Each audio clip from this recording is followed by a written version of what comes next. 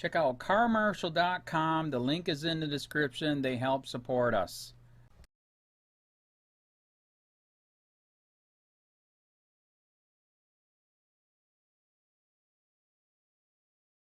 Privacy complaints mount over phone. Searches at U.S. border since 2011. By Charlie Savage and Ron Nixon, December 22, 2017. Washington. They spoke of being humiliated and shaken. They described being made to feel like a criminal. And they maintained that their rights had been violated. Grievances over lost privacy run through a trove of roughly 250 complaints by people whose laptops and phones were searched without a warrant as they crossed the United States border. Filed with the Department of Homeland Security since 2011, mostly during the Obama administration, these stories add a personal dimension to a growing debate over rights, security, and technology.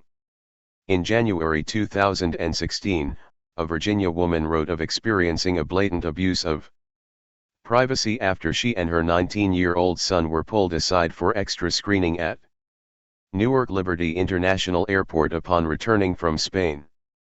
They took his laptop and cell phone and proceeded to go through both after getting the passwords from him, she wrote in her complaint, adding that her phone was taken and browsed through without my consent, as well.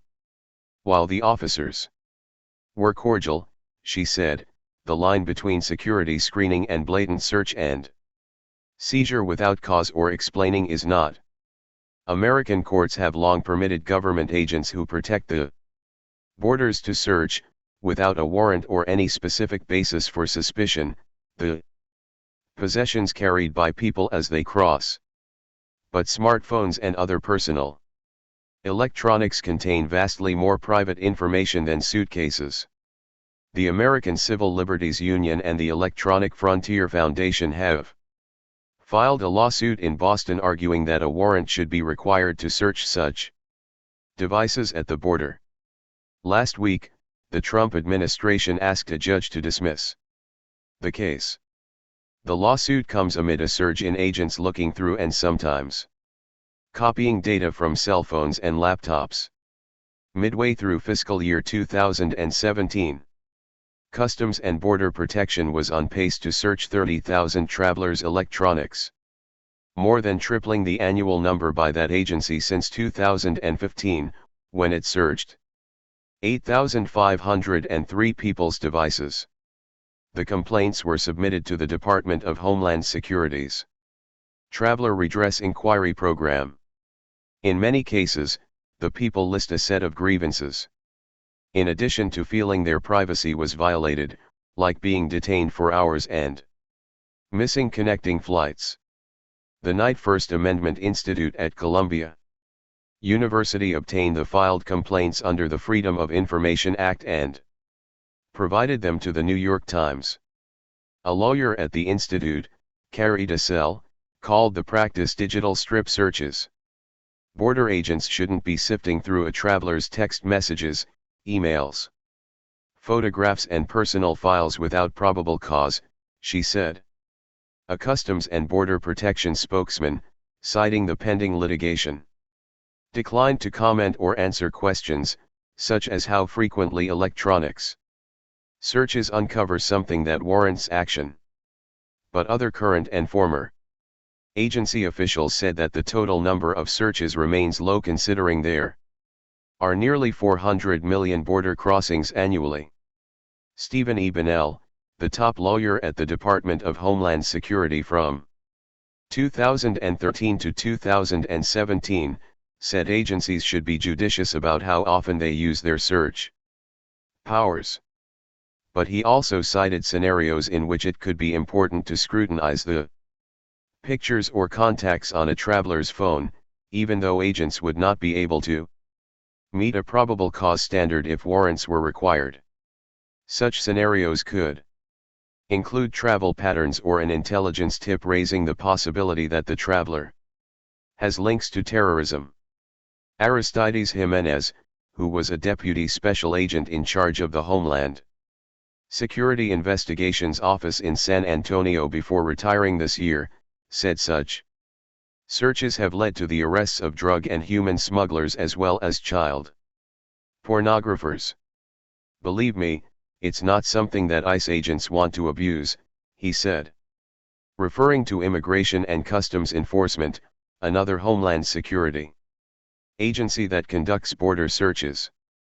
Because we know in this environment, if you abuse the authority, you'll lose it. The government redacted names from the complaints, but many identified themselves as Muslims or people who were not of European descent, and many appeared to be men. A Kuwaiti man, for instance, wrote that when his plane landed in the United States in September 2016, border agents came on board and asked him to unlock his laptop and phone. I told them my religion prohibits that other men see my wife without the hijab, the head cover, and in some pics she was partially nude, he wrote, including the parenthetical explanation. But he was scared that they would do something bad to him and gave the agents the passwords to his devices. An physician born in India and who lived in Tennessee wrote in 2012 of driving from Canada into the United States with his wife and their 2 school-age children, who are both American citizens, and being detained for 5 hours, during which agents coerced them into providing the passwords to their cell phones and iPads and looked through their emails and Facebook accounts.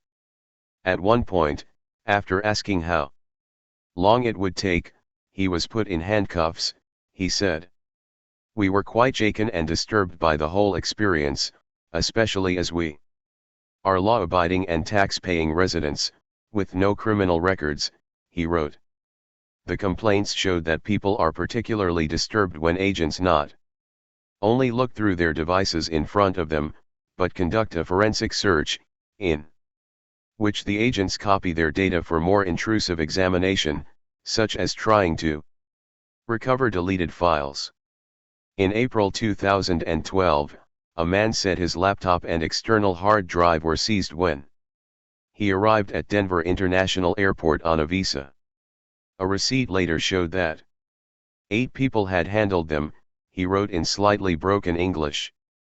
I feel it is very inappropriate way of sharing my personal files with 8 different people, the man wrote. At least they could let me know what is happening with my files, and when those files will be deleted. Homeland Security's policy directive for electronic searches shows that if agents determine that copied data has investigative value, they can add it to a case file. If they decide it is irrelevant, they must destroy it within 21 days. Copied data may also be shared with other agencies, like the FBI, for handling under their own procedures. The law surrounding electronic searches is in flux. In 2013, the appeals court in San Francisco ruled that border agents in the states it oversees, including California, Washington, and Arizona, must have reasonable suspicion to conduct forensic searches of devices. But it left intact an agent's ability to conduct cursory inspections without any basis for suspicion, and the new limit did not extend to agents elsewhere. In 2014, the Supreme Court ruled that the police need a warrant to search the phones, unlike the pockets of people arrested inside the country. And in 2015, a judge in Washington, D.C., ruled that the government needed a warrant to search the laptop of someone departing the country, as opposed to arriving. One particular focus is attorney-client privileged materials, which border agents may scrutinize after consulting a government lawyer. In April, the American Bar Association asked Homeland Security to require a subpoena based on probable suspicion or a warrant based on probable cause for that step. The association also established a task force that is examining broader issues raised by warrantless border searches of electronics. Also in the spring, several congressional lawmakers filed a bill to require Warrants to search the devices of Americans at the border. Although it appears unlikely to be enacted in the present Congress, the bill is designed to reduce feelings of violated rights like those described in a June 2015 complaint. The man described himself as an American citizen, a Muslim, and an education professor in Texas. He described being treated like a terrorist when he, his wife, and their toddler daughter arrived at San Francisco International Airport after visiting relatives in Iran. They were detained for nearly 4 hours while agents searched my phone, my university-owned laptop, and all electronic devices, he wrote, adding, "My family. And I feel belittled, ashamed, humiliated and disgraced." On Twitter, follow Charlie Savage at Charlie_Savage and Ron Nixon at NixonRen.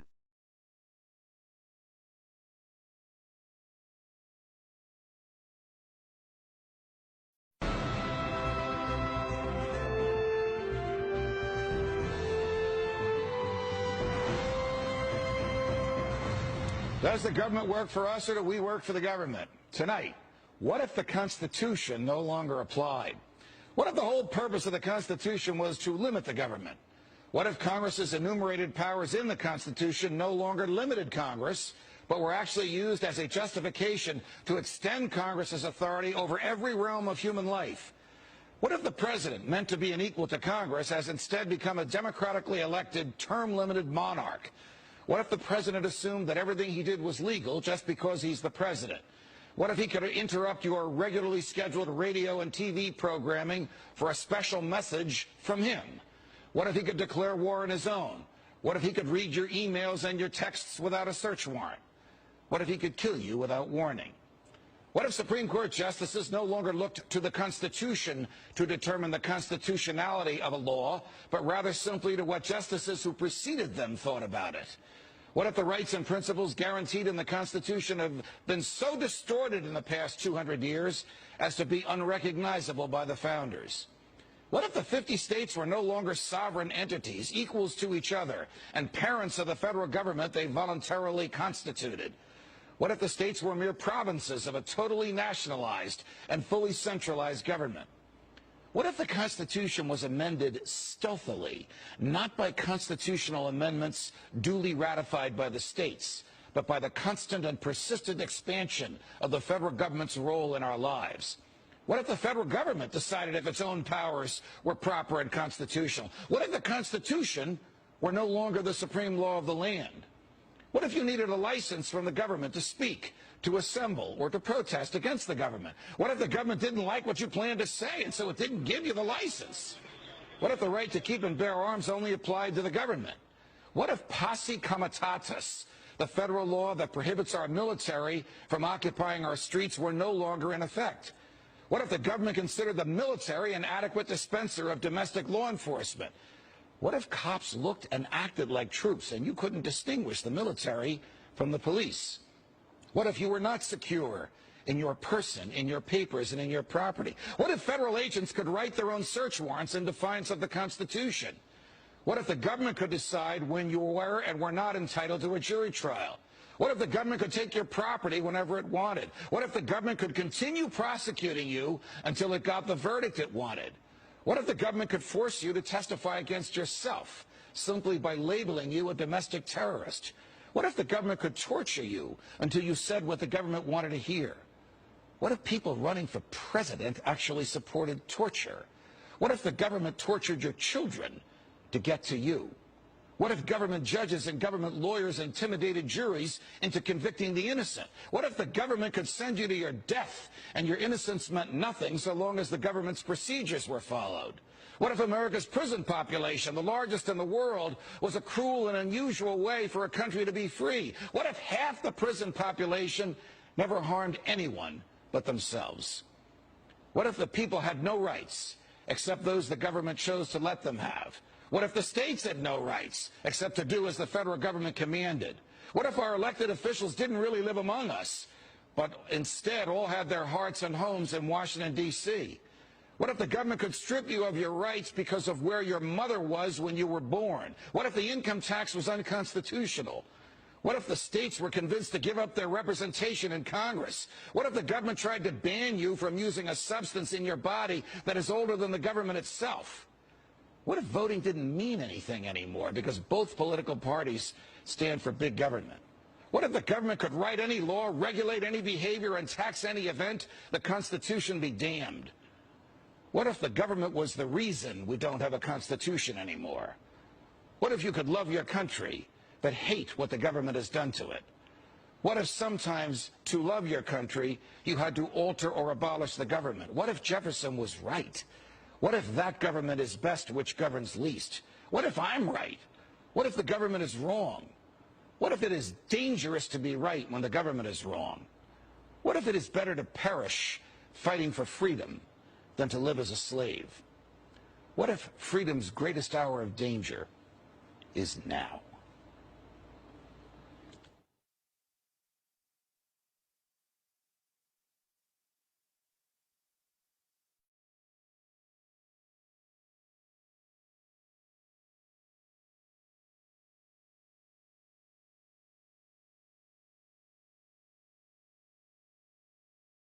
County. This is Charlotte County COPWATCH, and I wanted to explain what fair use is. You can use pieces of news articles if you're doing it for news reporting, you have commentary, and you're doing it for education purposes. So that's what fair use is, as you can see right here. Another reason why I wanted to make this video is to let you know I just joined with Patreon. A nice thing with Patreon, I make no money on YouTube. They took the money away years ago, and so this is another way to give, and it's a nice thing too because you can give monthly. You can give $1, $5, $10, whatever. I do 4 to 5 hours a day on trying to wake the sheeple up on how corrupt it is and different ways that you can fight the corruption. So Patreon is a way that you can do it, and then of course the old way is still there. Donate to Charlotte County COPWATCH with PayPal or credit card. So keep that in mind. 4 to 5 hours a day. I make no money, but the corruption happened to me and I'm sick of it, so I'm trying to wake people up. But my wife would love it if some, if we could get some help out there. There's 47,000 subscribers. Just think if each one of you subscribers just gave a, let's say, actually, yes, $1 a month. 47,000 subscribers gave $1 a month. That would be awesome. That's not going to happen. But anyways, that would be great if it did happen. But, do the math in your head. Just think about it. Like I said, 4 to 5 hours a day. I get no money from YouTube. YouTube has gone nuts. You can't do anything anymore. They're taking the money away everywhere. So these are a couple different ways that you can still help out with all this time that I put in. And as you know, I'm in a special situation where, at least I can do it. 4 to 5 hours a day. We have a cleaning company during the day. That's what allows me to do this, and we're debt free. So this is my hobby. I don't go fishing and all that other crap. I try to save the world. So help me out to make the wife happy, man. In fact, if you guys did give $1 a day, and there was 47,000 of you, and you did it, and each of you gave $1, and that was every month, oh my God, yes, I could quit. I could start suing them. Another idea too that we have is, if I got, some funds, we could actually contact everyone that has been ticketed and or arrested and put in jail and start sending them postcards to let them know we're here, and to see if everything went all right, and if it didn't, find out their story. So we could even do more investigations and more lawsuits. Lawsuits take money. So just think about that. 47,000 of you so far right now. $1 a day. $1 a month on Patreon, or $5 a month Patreon, 10, 20, whatever. Just do the math in your head. Help out. This is a lot of work every single day. Thanks.